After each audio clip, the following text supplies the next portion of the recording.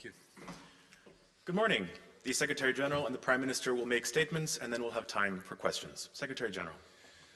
So, Prime Minister Spajic, dear Mickey, welcome to NATO. It's great to see you again, and a pleasure to receive you here at the NATO headquarters. Montenegro is a highly valued NATO ally. You have deployed troops to our battle groups in Bulgaria and Latvia, helping to deter Russian aggression. In Iraq, Montenegro is contributing to building more effective and inclusive security forces as part of NATO's training mission. Montenegro also plays an important role in the Western Balkans, a region of strategic importance to NATO, which I visited last autumn. So, Prime Minister, I welcome your strong commitment to reforms and Montenegro's path to full Euro-Atlantic integration. This is even more important as stability in the broader region remains fragile. Last year's outbreak of violence in Kosovo were unacceptable, and NATO responded swiftly, deploying 1,000 additional troops and heavy armour.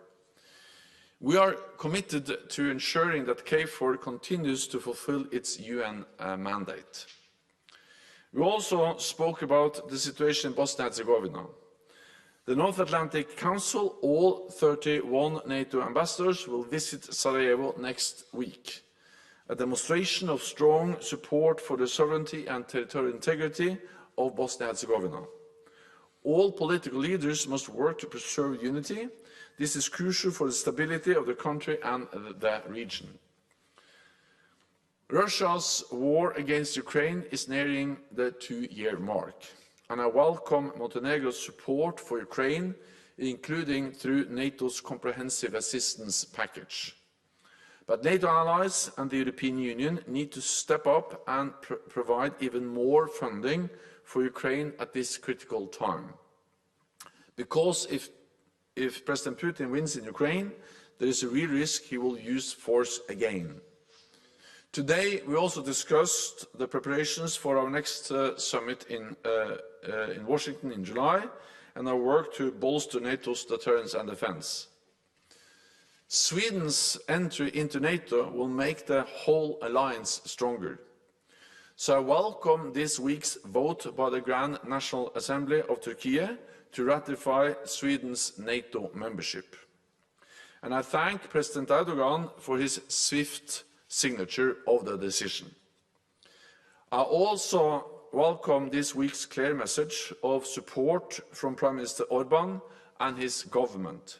I look forward to Hungary's ratification as soon as the Parliament reconvenes. So, Prime Minister, once again, thank you for coming here and thank you for your strong support of our transatlantic alliance. Please. Secretary-General, dear Jens, please allow me to thank you for your extraordinary leadership and strong professional and personal commitment in navigating our alliance in these challenging times for everybody in the world. It was a pleasure to once again visit NATO headquarters and meet with you. Today's talks were timely and substantial, and great opportunity to build up on the discussions we recently had in Skopje in North Macedonia. I use this opportunity to reconfirm Montenegro's unequivocal commitment to fulfilling strategic foreign policy goals. As a credible ally, Montenegro will continue to play a constructive role and contribute to the improvement of regional cooperation and the preservation of peace and stability in the whole region.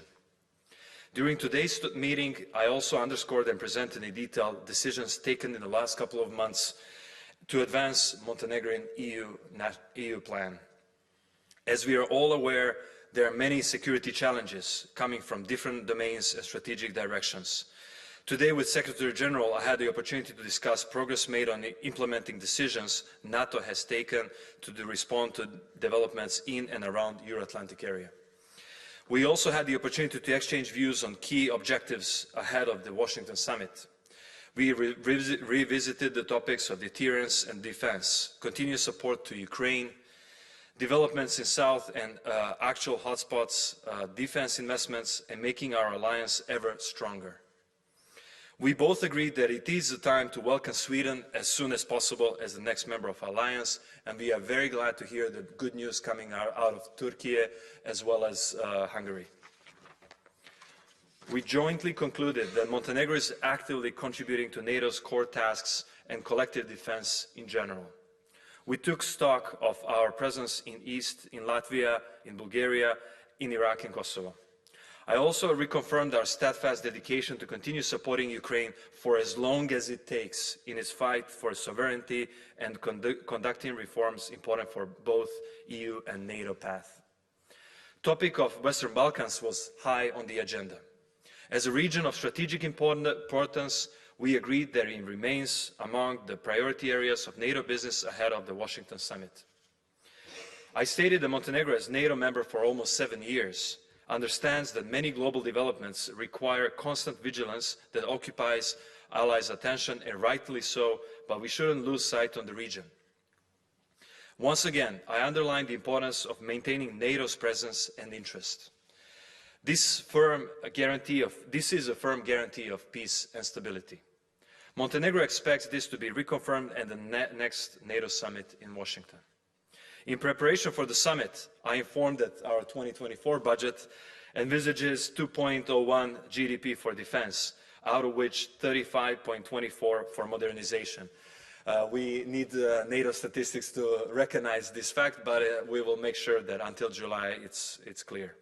Montenegro will continue to implement all commitments arising from membership, including contributing to the policy of deterrence and defense, strengthening capabilities and achieving goals, as well as through participation in missions and operations. In this way, we contribute to the alliance capacity to face numerous and complex challenges. Dear Jens, thank you once again for fruitful discussions held today. Thank you. We'll go to questions starting with Radio Television Montenegro here, please. Thank you very much, Ivan Mijanovic from the Television of Montenegro. Mr. Secretary-General, how do you assess the security situation now in the region after recent events in Kosovo and in Bosnia and Herzegovina, and the presence of third parties in the region of the Western Balkans? Do you think that this presence has increased since Russian aggression to Ukraine? And what are mechanisms that NATO has in order to tackle this phenomena? And another question, if I may, for you. Turkish Parliament, as you said, gave a long-awaited approval to membership of Sweden to NATO, and you recently had a call with Prime Minister Orban. Do you expect that all the procedure could be finished until the next ministerial meeting in February, and that NATO can welcome Sweden as a full-fledged member until then?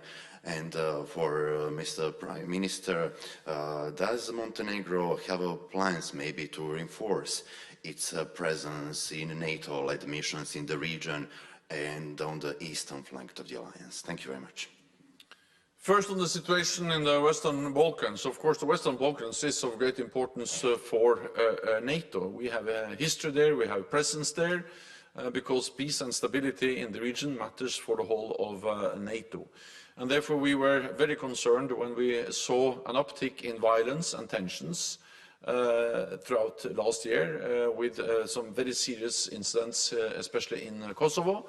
And that led to the decision by our military commanders to reinforce the KFOR peacekeeping mission in Kosovo with additionally 1,000 troops.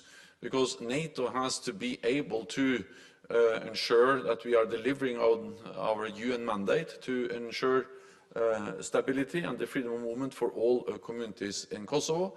And that was my main message also when I visited Kosovo and the region last fall. And we are constantly assessing any need for further adjustment of our presence. In Bosnia and Herzegovina, the message is that all parties should refrain from inflammatory rhetoric and the territorial integrity and the international recognized borders of Bosnia and Herzegovina must be respected. We worked closely with the European Union, both in Bosnia and Herzegovina. We actually are working on the ground together, but also with support by our military presence in Kosovo, the EU-facilitated dialogue, and dialogue between Pristina and Belgrade is the only way forward to find a lasting solution. Then on Sweden's accession into NATO, Swedish membership in NATO will make NATO stronger and all of us safer. And therefore I welcome that Montenegro actually very rapidly ratified and accepted the Swedish accession into our alliance. I welcome the decision by the Grand National Assembly of Turkey to ratify, and also that President Erdogan, shortly after the decision, actually last night, gave his signature to the decision of the Parliament. So now all the decisions are in place in Turkey.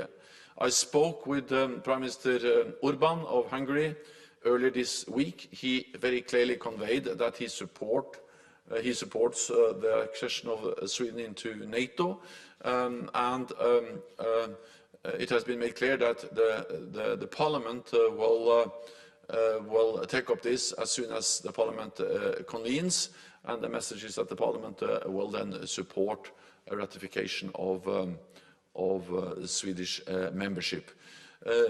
The message I have received from Budapest is that the Parliament will reconvene at the end of February, so we have to wait for that. But I'm absolutely confident, and I count on Hungary that the ratification of Sweden will be ratified as soon as the Parliament reconvenes at the end of February. As in regards to Montenegro's commitment to Western Balkans, it's absolutely clear why we are stressing out and why we think it's so important for Montenegro, because we are in the heart of Western Balkans. We are surrounded by the countries of Western Balkans, and it's in our deep national interest that Western Balkans is peaceful, prosperous, lacking the foreign malign influence, and having an opportunity to become a true part of NATO, Europe, EU, and other organizations that are democratic, and they're helping the region to step forward in terms of the economy and democracy. As per our commitment, we are already very present in Kosovo. We stand ready to strengthen our position in Kosovo. We think that the situation has calmed down recently, but as we have discussed, we are always ready to help. And it's in our deep national interest, as I said, that we maintain peace in Kosovo. The same goes for Bosnia and Herzegovina. Our unwavering commitment to Bosnia's territorial integrity and peace is utmost importance for Montenegro. As I say, we share the big border with Bosnia and Herzegovina.